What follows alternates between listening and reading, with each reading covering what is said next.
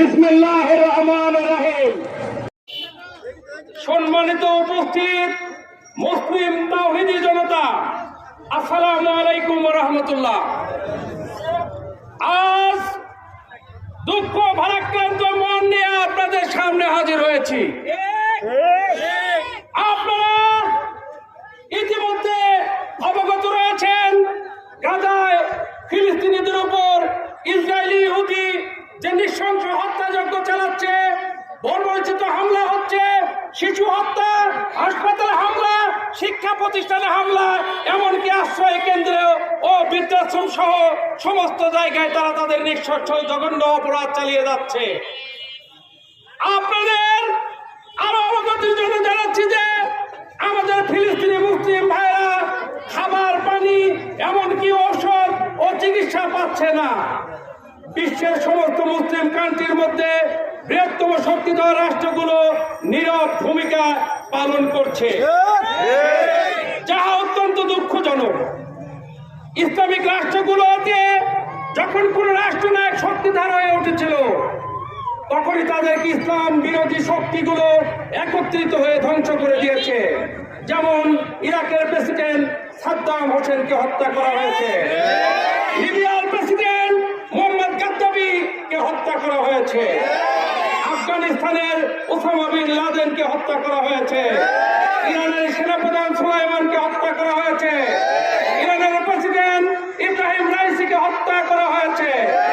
এছাড়া অনেক মুসলিম বীর বাহাদুরকে তারা নৃশংসভাবে হত্যা করেই চলেছে।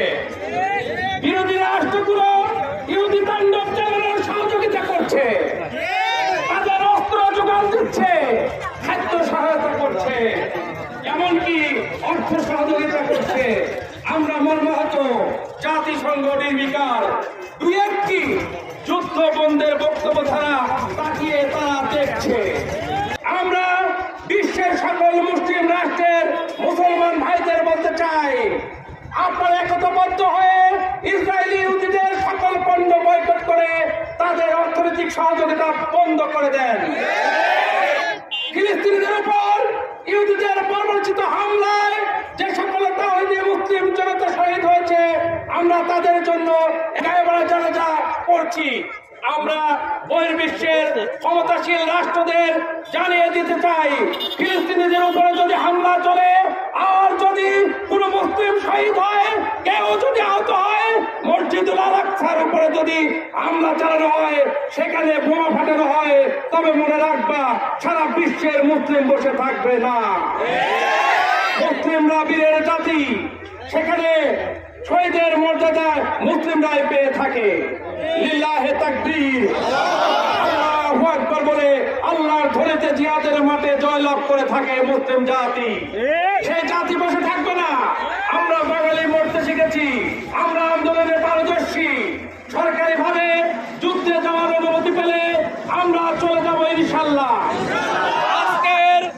আজকের গণতা জমায়েত দল মত নির্বিশেষে মুসলিম জাতির গণজমায়েত, অতীতে আমরা ইসলামের পক্ষে কাজ করেছি।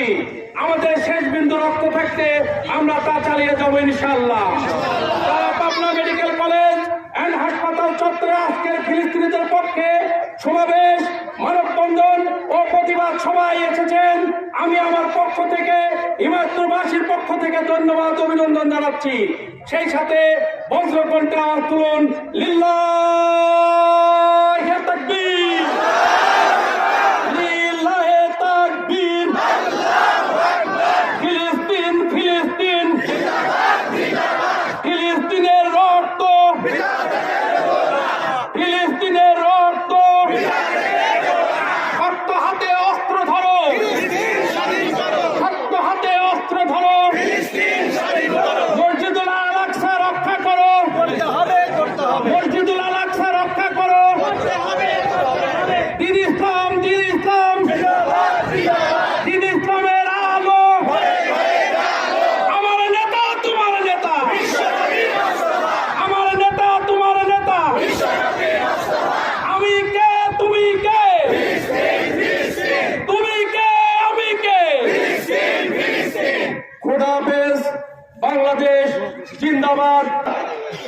আমাদের এখানে ঐক্যবদ্ধ হওয়ার কিছু কিছু কারণ আছে। আমরা অবশ্যই আজকে এখান থেকে একটা ইসরায়েলি